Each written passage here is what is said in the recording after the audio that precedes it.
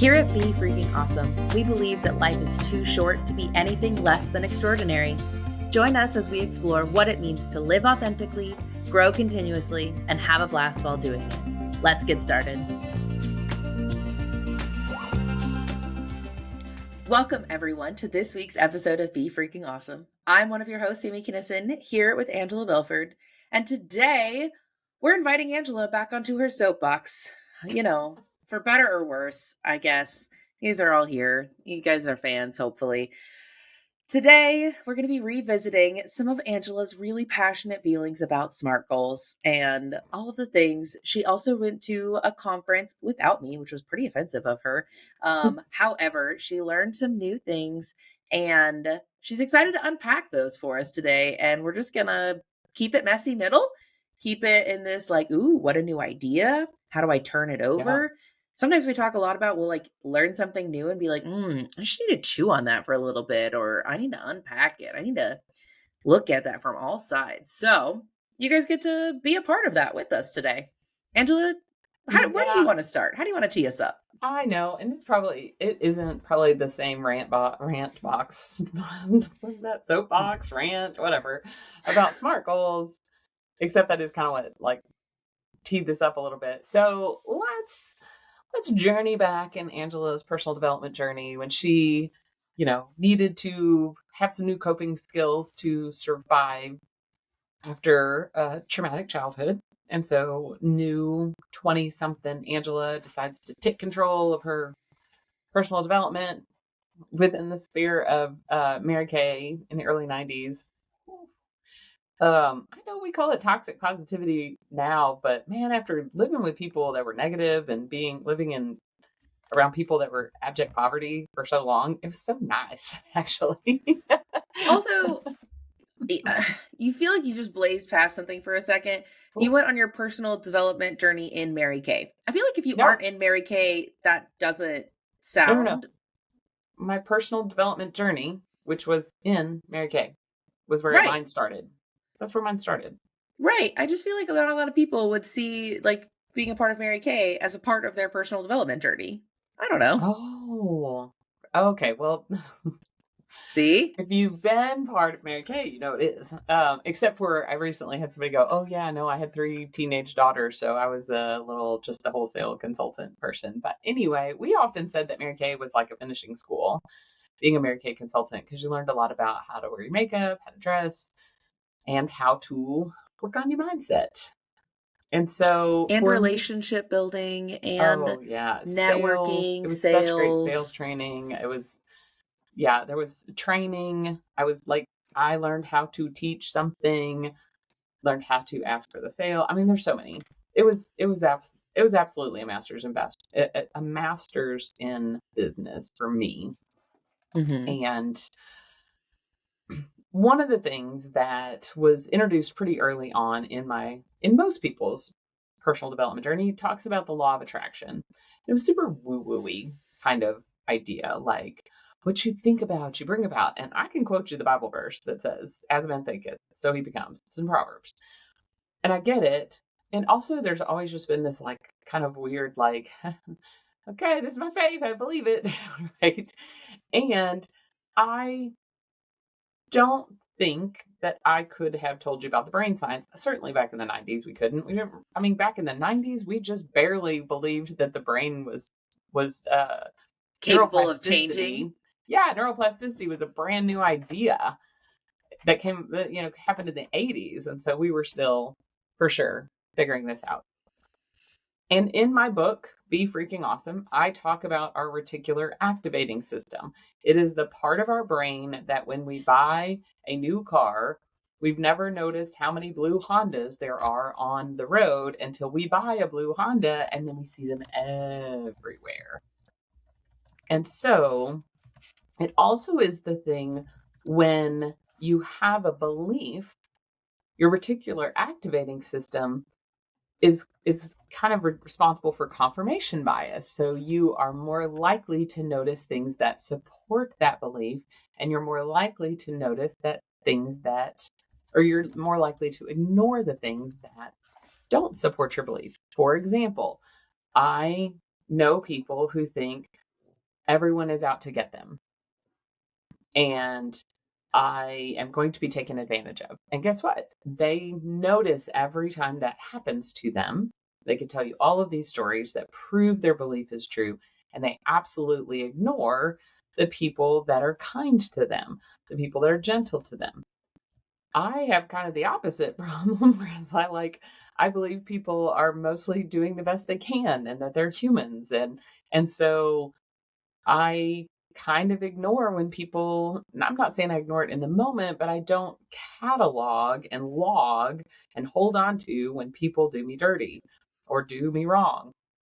I may change a policy at my agency to make sure things don't, I'm not stupid, but they don't impact me because my brain likes to be right. Our brains love to be right. So this is the new idea that I was kind of these two ideas of law of attraction and reticular activating system. I would have never put them even in the same paragraph on a blog post. Like Yeah. these are not related topics, except that this session that I went to last week, and I really have to go look up because I don't even know which session I was in. I went to a lot of sessions about sales and marketing last week.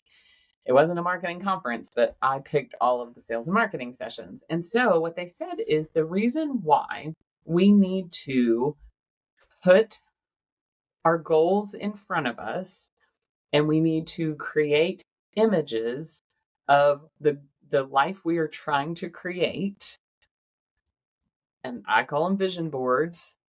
But the reason why they say, hang pictures on your refrigerator, hang a picture on your wall, in your bathroom, all of those things, is it's actually reprogramming your reticular activating system so that is what you're accustomed to. And you are actually getting yourself used to this new belief and this new way of being.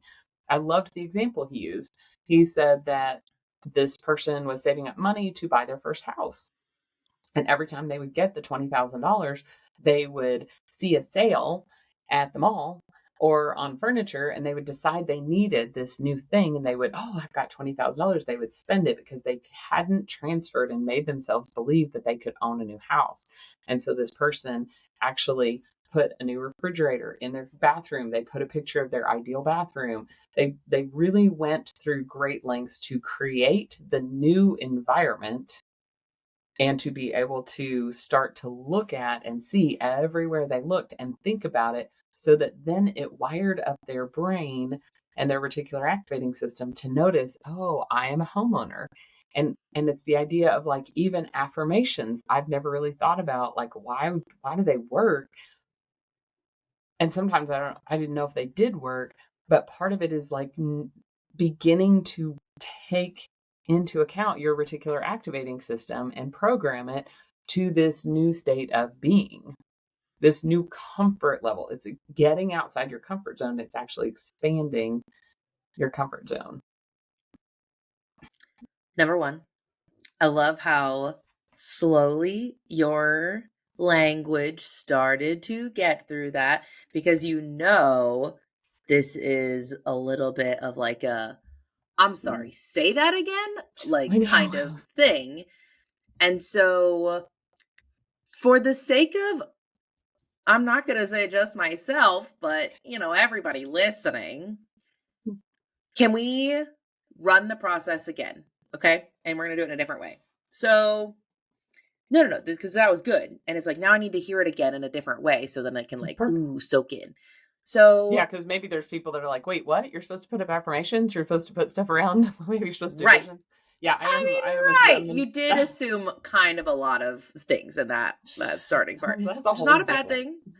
There's the end. Podcast. That's where we're going. Okay. Yep. So like we saw where we're going. So if I'm in my current state of being right now and I want something different, because also we didn't connect this to SMART goals. I want to set a goal. I want something new in my life. That is a key premise to this, because if you are satisfied, happy, non-complaining, whatever that is with your life, fantastic. Congratulations. Like, let's give you a gold star that everything in your life is going exactly how you want it to go. Also, I might encourage and gently nudge that it's probably unlikely that every single thing in your life is going exactly the way you want it to go. Well, probably if your life is going exactly, I doubt they're listening. That's true. You're probably not here. So let's get past that. Something in your life you would like to be different than where it is now. Ways to get there. There's lots of different ways to get there. There is the very left brain, okay, take my goal, set the timeline, figure out the 12 steps it's going to take to get there, schedule those 12 steps, execute on those 12 steps, and then suddenly I've achieved my goal. Bing, bang, boom, we're done. Obviously, no life or anything else will impede those 12 steps from happening in the exact right order that they're supposed to happen, she says sarcastically. So then you're like, okay, great. Well, like that didn't work. Somebody comes in and they says, you know why it didn't work, Angela? It's because your mindset wasn't right. So you got to fix your mindset so that you can achieve those goals, so that your very left brain 12 steps that have been lined out over these 17 weeks can be accomplished in the right order and you can hit your deadline from your SMART goal. You're like, okay, great. Let me fix my mindset. But sometimes, oh yeah, go for it. Interrupt. Well, what I was going to say is that related to that, oftentimes what I find is people will set their goal, they write down the 12 steps, they have such good intentions that they're going to accomplish those 12 steps. They put it on their calendar, even maybe, and they find themselves not able to figure out exactly why am I not willing to pick up the phone and do the thing, send the email, do the thing, do the 12 steps. Why aren't I able to do the 12 steps? It's super easy. It's so obvious. That's the part. I think that's the problem we're solving. Right. So then somebody says, fix your mindset. Obviously, your mindset is the Mhm. problem because it's not a skill issue. If it is a skill issue, fix that. It says, I want to go build a birdhouse, but I don't know how to cut wood. That's a skill issue. Address the skill issue. I want to acknowledge there's maybe that. If you're in the camp that's like, but why am I not doing the thing that I know I should do? Okay. So somebody might come in and say, oh, yes, let's have affirmations. I am somebody who accomplishes my goals. And we say Yes. that 3 times to ourselves in the mirror every morning. And then I want to do the pictures of what I want to achieve. And I want to put that up around my house. And I want to see these things. Somebody might be giving this advice, this guidance, this wisdom from a perspective of law of attraction, that what you think about, you bring about. Somebody might be giving it from a like manifestation. And if you Hmm. manifest these things, then they will happen. Somebody might be giving this advice as just like good vibes and like, let's just put it all out there and do the things. I think that what it sounds like you're saying is that doing those things that are to accomplish your goal that can fall within like the law of attraction bucket of activities. Uh, Hmm. there's an element of it that you're like, law of attraction feels crazy woo woo. And I need a little bit more of a left brain reason as to why that air quotes works. And it sounds like what you're saying is that one of the reasons why this works is because it is actually actively working with your brain, with your physiology, how your brain works, so that you start to notice these things more. If you put it in front of you more, if you're on purpose about saying these things, about putting images, about doing that stuff, not only is it law of attraction, which feels airy fairy. I say airy fairy, but we also like kind of buy into it. So whatever. Um, it is working because it is training your brain to see and notice those things. Did I get the recap correct? Yes. Okay. And I Yeah. hope everybody can appreciate the like, let's say it once and then we're going to say it again in just different words in a different way because it is something that you're like, wait a minute. What we're trying to articulate is that this idea and this concept, there's so many things that we are learning about that there might have been really good wisdom to it. We're like, oh my gosh, that actually follows the brain science. And that's really cool. Yes. It is following the brain science. And for me, it was like, I'm sure it wasn't a puzzle piece that kind of clicked for me because I've thought about these things. Okay, well, let me tell you the story. And I think we covered this back in an episode, maybe in January. I'm not certain. I can't remember. Anyway, we've covered this before, but about 5 years ago, I wrote out a day in the life of my ideal life, 5 years forward. And I got super detailed. And part of the getting super detailed in this day of the life was I actually wouldn't put anything on there that I couldn't vividly imagine. Like if I couldn't create the picture in my head, I did not put it on the piece of paper. And back in 2023, it's like July, August, and I'm like, why does all of this feel so familiar right now? Like it was a very strange feeling. Like I can't figure out why this feels so, because I did not put this up on my mirror. I did not make a vision board. I did not think about that past the end of that conference that I was at. And I was like, you know what? I have done this day in a life thing twice. I go and I dig over there in the, all of the journals, and I don't even know. Well, I have one journal that I like put stuff that is like, I want to keep it forever. It's this really nice leathery journal, and I don't use it all the time. And so when I want to put something, so I had a feeling it was in there, and I found it. And then I also had something digital, and I found both of them. And I had written that day in the life within about 6 or 8 months of each other. And when I read it, it was like describing my current life. And I'm like, holy crap, this is unbelievable. This is amazing. And I talked about it a lot. And I think we talked about it on a podcast. I've encouraged, people now to do this, to kind of write this out. I cheat a lot on being able to design my whole life, because on that day in the life, I would say things like, oh, I'm looking through the pictures on my cell phone from the trip I took earlier this year. Oh, I'm getting my plane tickets booked for the trip I'm taking later this year. So I was able to, in a 1 day time frame, using memories or planning, I could incorporate my whole life. I don't know if that's cheating or not, but lots of It's people have been, expansive. lots of people have gone, oh my gosh, that's brilliant. Because they would be like, well, I mean, any random Thursday, Right. it's just going to capture that 1 day's worth of stuff. So anyway, I've done that. I believe in it. I actually right after that got real intentional about like, okay, I need to design the next 5 years of my life. And ironically, in 2023, I turned 50. And so I was like, okay, I need to plan, what does 55 look like? What does 60 look like? And those sorts of things. And so, but now to finally go, okay, I had proven this worked. I had proven the methodology of like putting my goals on my phone, because I don't as much post them all over. I'm more likely to keep them on my phone where I can review them. I had proven all that. I just didn't know why it worked. And so to kind of go like, oh, this makes total sense to me, because I have preached about the reticular activating system for 8 or 10 years now. And to be able to connect those dots. Anyway, I'm a nerd. I love it. I'm here for the brain science.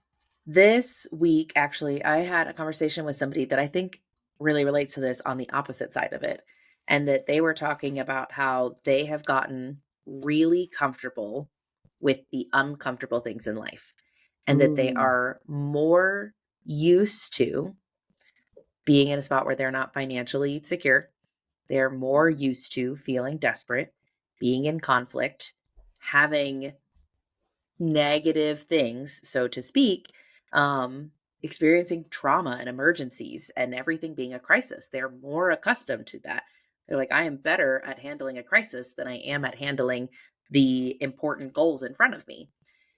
And it was an interesting conversation about how do you actually stay uncomfortable with the uncomfortable things so that you don't continue to attract those things, so you don't continue to default, whether it is or isn't, into those areas and ways of being. And I think that figuring out how can I add in some stimuli to point me in a different direction so I can start to notice more of these things. I'll tell you what I had to do on that. And it really, it's been popping in my brain. And I was like, oh, can you pull this in? It's this idea of, the idea I've been wrestling with that I think is related is this idea of, if the way to have the most awesome life is to want what you have, which is a little bit like saying, practice gratitude. But for me, practice gratitude felt so flippant. And I'm like, oh, yay, I have air to breathe and I have a room. But I had to consciously, whenever I had moments of peace and I didn't have conflict during my season where I was unlearning to be in trauma, I had to go, ooh, oh, I like this. This 5 minutes where I have to just breathe and stretch and not have conflict or trauma. Ooh, I love this. Oh, this feels really yummy. This feels really good. And it may just be 5 minutes in a day that I was like, oh, this 5 minutes, I'm going to do exactly what I want, which is I want to stretch and I want to breathe and I'm going to drink some water. And that's the peace that I'm looking for. And it is a really, really long process to unwind how comfortable we are with trauma and pain and chaos. I mean, I would say people that have been through the empty nest process have seen this typically, because you've got just the teenagers, busy, busy, always busy. And then all of a sudden, like it goes to zero. And in a pretty short period of time. And so you have to like go, wow, all of a sudden I'm not every Friday night required to be at a sporting event at every whatever. So each time our season changes, like you can see that happening. And so that's what I would say is it's not practicing gratitude. It's literally finding the moments that are in your day or in your life where it's like, oh, even when you get paid, you go, oh, today, look, money is in the checking account. I was able to pay several of my bills. I'm going to want what I have. Today, I have the ability to pay these 3 bills. I want that. I encourage that. I love it. I think I celebrate a lot of my travel and a lot of the things that I do online in social media is to practice wanting what I have. I love that. I think that's good. Angela, any closing thoughts or lingering moments in your brain? You just said, oh, I had this thing I was trying to figure out how to work in. What else is sticking in your brain that you want to share with people today? I would say, kind of related to this, is that sometimes I look back on the ways that I acted previously and I think, oh, Lee, I can't believe I said that thing. I did that thing, whatever. And this also, like, I think you can use it to give yourself grace, to say, current me would not have done that thing. So I'm going to forgive past me while I also work toward a future me that is going to be even better. Victoria Song says, 1 foot in gratitude, 1 foot in wanting to become an even better version of yourself. And so as we're doing this rewiring process and growing process, sometimes we can shame on ourselves and be real frustrated with the way things were.